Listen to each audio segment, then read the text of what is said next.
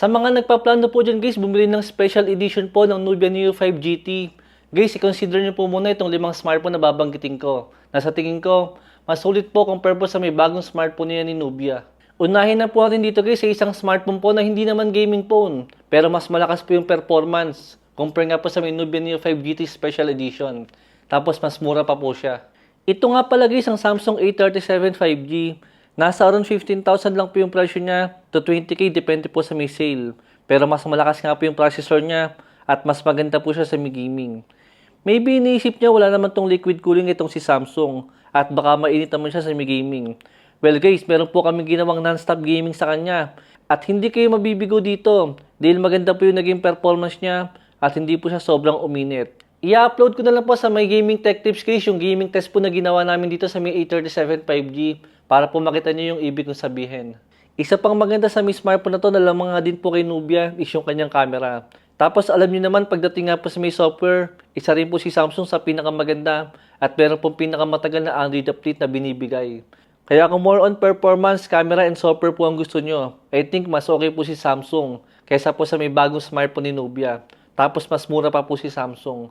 Guys, kung nasa lagpas 20k naman po yung budget natin at gusto nyo po ng magandang build quality na meron pong glass back and metal frame, pero pure performance po guys yung mabibigay sa atin, yung totoong malakas. I think maganda po i-consider to, unlike po dyan kay Nubia Neo 5 GT Special Edition. I think maganda pa rin talaga itong si Poco X8 Pro 5G. Guys, nasa around 1M lang or kulang 1M lang po yung Antutu score nga po ni Nubia. Pero ito pong si Poco is nasa 2 million po siya. Alam ko medyo mainit po sa may gaming si Poco. Pero guys, madali pong gawa ng solusyon yung thermal issue nga po ni Poco. Bili lang po tayo ng fan cooler, solve na po yung problema. Pero dyan po sa may smartphone ni Nubia, guys, wala pong solusyon dyan. Ang solusyon lang po sa mahinang performance niya is kung bibili po tayo ng mas malakas sa smartphone. Kung hindi lang po nagtaas ng presyo kay si Poco, mas lalong kakainin po ng buhay. Ng Poco X8 Pro Max, yung smartphone po ni Nubia na yan. Sadyang nagtaas lang po talaga yung presyo na to. Pero guys, kahit po sa may Pro version lang, itong si Poco X8 Pro, talo pa rin po yung smartphone niya ni Nubia. Pagdating nga po sa may pinaka-pure performance. Guys, maybe marami sa atin is maliliitan nga po sa may display ni Poco dahil naka 6.59 inches lang siya. Pero guys, kahit maliit nga lang po yung display niya, mas malaki pa rin po yung kanyang battery na mayroong 6.5 mAh siya battery. Unlike po kay Nubia, na 6 to 10 mAh lang po. Siyempre guys, kung usapan nga pong design at mga gaming features, siyempre mas panalo po si Nubia dyan, compare nga po kay Poco. Eto pa matindi guys, itong pangatlong smartphone po natin. Yung presyo po ng Nubia Neo 5 GT Special Edition is naglalaro po siya sa may around 25,000. Pero ito pong pangatlong smartphone natin. Guys, nasa kulang 15,000 na lang po siya. Pero yung performance po niya, mas malakas pa rin, compare nga po kay Nubia. Ito lang naman guys, si Tecno Pova 7 Ultra. Meron tayong bagong gaming test sa may Pova 7 Ultra para po mas makita nyo kung gaano pa rin po siyang kaganda ngayon 2026. Compare nga po sa maraming gaming phone ngayon. Yes guys, lamang po sa ibang gaming features si Nubia. Pero hindi ba't pagka po usapang gaming phone, dapat actual performance po yung pinakamahalaga. Dapat yan po yung pinag-uusapan natin. Hindi lang po yung mga features niya na pwede namang wala. Na wala nga po sa ibang gaming phone, pero malakas naman yung performance. Matatanggap ko pa guys kung yung special edition po ni Nubia, yung ginawa na lang po nila is naglagay po sila ng mas malakas sa processor. Kahit sana processor po ng Poco X7 Pro last year, guys, mas matatanggap ko pa yon. Kaysa naman po yung Dimensity 7400 pa rin, pero umabot na nga po siya ng 25,000. Yes guys, mas maganda na po yung kanyang thermal pagdating nga po sa may gaming. At yan po guys yung patutunayan natin. Pagka po dumating na yung order ko nga po ng Nubia Neo 5 GT Special Edition. Guys, compare ko po yan sa may regular version po ng Nubia Neo 5 GT para mas makita natin kung worth it ba yung difference sila na almost 10,000 pesos. Compare po sa may regular version, compare po dyan sa may special edition. Guys, sa processor lang po talaga ako nakukulangan dito sa may Nubia Neo 5 GT. Pero kung bibili po tayo ng mga smartphone na kasing lakas po niya, pero wala po mga gaming features, guys, makakabili po tayo ng Nothing Phone 3a Lite sa may kulang 15,000 or Tecno Pova Curve 2 sa less than 15,000 din po.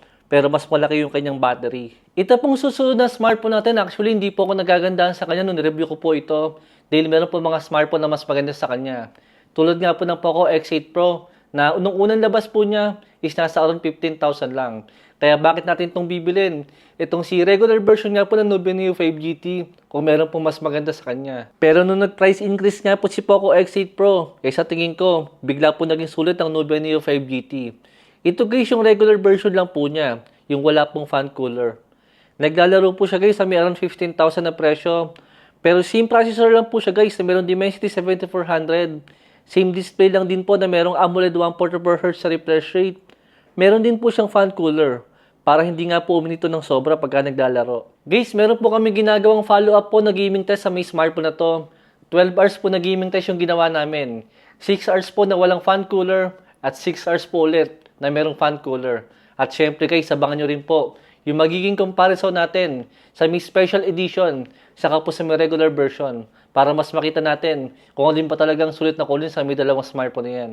Yung special edition ba o itong regular edition po. Guys, ito pong panghuling smartphone natin. Hindi ko rin po inaasahan na may re-recommend ko na rin po sa inyo to. Di nung ginawan ko nga po siya ng review, guys, masyado po siyang mahal.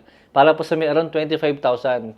Pero ngayon po, nung nagtaas po ng presyo si Poco, at nang lumabas po, itong special edition ni Nubia, guys, sa tingin ko, ito pong si Infinix GT50 Pro 5G. Guys, bigla po naging sulit to para po sa may presyo niya na around 25,000. Dahil totoong malakas po ito sa may gaming. Yes, guys, medyo mainit po siya. Pero tulad nga po ng sabi ko kanina, meron naman pong solusyon dyan sa may mainit nga po na thermal niya pagka po naglalaro tayo dito. Saka sa mga naging gaming test po namin dito, totoong napakaganda po ng performance niya. Kahit po uminit siya sa may gaming, talagang smooth naman po yung performance niya. Saka guys, if ever nga po na hindi kayo kontento sa may overheating issue niya, pwede naman po tayo magpagana guys ng liquid cooling. Wala nga lang po siyang fan cooler. Pero pwede po kayo maglagay ng fan cooler dito dahil meron po siyang kasama sa may mismong package niya. Sa totoo lang guys, mga global version pa lang po yung mga sinabi ko sa inyo. Pero kung titingin po tayo sa mga China ROM, guys, masyado pong unfair. Kung i-compare po natin si Nubia Neo 5 GT Special Edition dito nga po sa mga China ROM. Guys, bigyan ko po kayo ng isa. Ito pong si Lenovo Legion Y70. Guys, sobrang solid po na smartphone na to. Literal pong kakainin ng buhay yung smartphone po niya ni Nubia. Pero sa may presyo po, hindi po sila nagkakalayo. Guys, ito pong si Lenovo. Hindi na po niya kailangan ng fan cooler. Hindi na po niya kailangan ng liquid cooling. Dahil yung performance po niya at yung thermal niya, talagang hindi po kayo magkakaroon ng problema rito. Sagad lahat ng games, pero sagad din po sa lamig yung kanyang thermal. Guys, yan po sa mga nasabi kong smartphone. Ano po yung pinakasulit na alternative po sa may Nubia Neo 5 GT Special Edition? Comment nyo lang po sa may comment section at palike na lang po yung video natin. Thanks for watching.